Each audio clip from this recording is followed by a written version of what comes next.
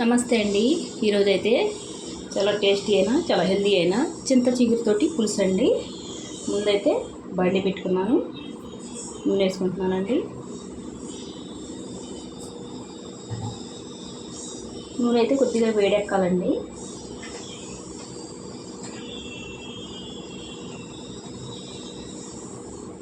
చాలా సింపుల్గా అయిపోద్దండి, చాలా టేస్టీగా కూడా ఉంటుంది. చూడండి, నేను 100 గ్రాములకి తక్కువ తీసుకున్నానండి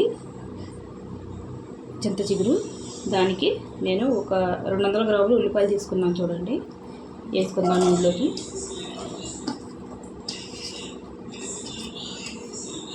ఒక 4 పచ్చిమిరపకాయలు అండి, తర్వాత వేసుకుందాం.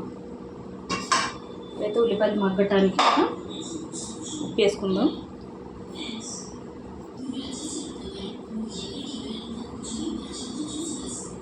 చింత చిగురు పుల్లగా ఉంటుంది కదండి, కొద్దిగా ఉప్పు పడుతుంది. ఇందులో పసుపు కూడా వేసేసుకుందాం.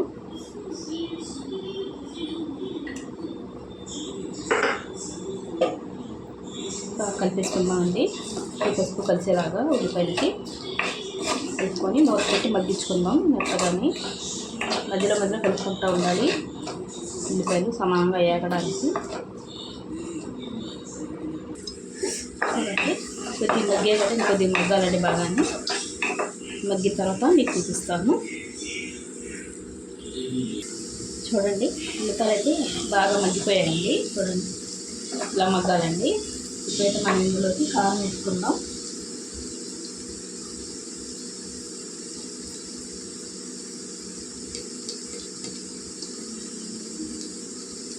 కొద్దిగా కారం అయితే పడుతుందండి, ఉప్పు వేసుకోవాలండి. పులుసు సమానంగా ఉంటుంది. కొద్దిగా కారం వేగాలండి నూనెలో, అంటే పచ్చివాసన పోయేవరకు అంతేనండి. మనకు వేడిగా ఉంటుంది కదండి నూనె, మరి ఇది వేగిపోద్ది కారం. చూడండి, చింత చిగురండి మిక్సీ పెట్టుకున్నాను. ఇలాగైతే బాగుంటుందండి, టేస్టీగా. ఒకసారి మీరు ట్రై చేయండి. అంతా వేసుకున్నాను దీనికి.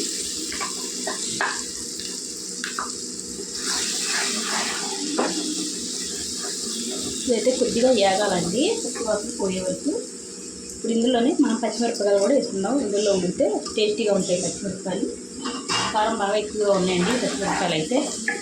కదా, బాగా వేగాలి కొద్దిగా.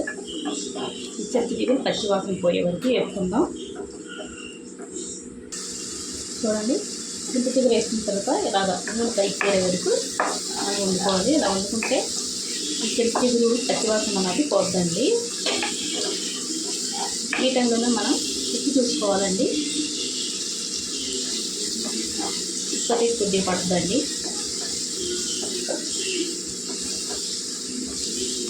బాగుంది, ఆకులు ఏం కనిపించకుండా టేస్టీగా ఉంటుందండి ఇలాగా.